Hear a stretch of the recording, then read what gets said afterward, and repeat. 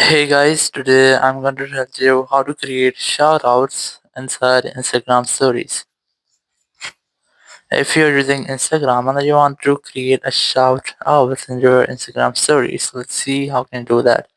You have to simply open your Instagram app and here just tap on your plus story option here to create a new story and select camera option.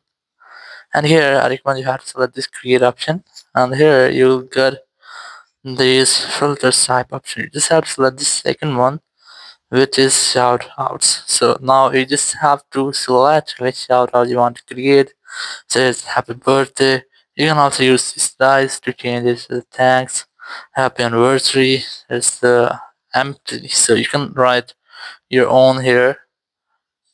Or let's say I'm going to select this one. Just select this and here just mention the username of the profile with which you want to make a shout out. So let's say I'm going to mention a friend here. So once you have mentioned this, this your story option and it will be shared as your own story. So in this way, you can easily create a shout outs inside Instagram story. Thank you very much for watching the video. Until next video, bye bye.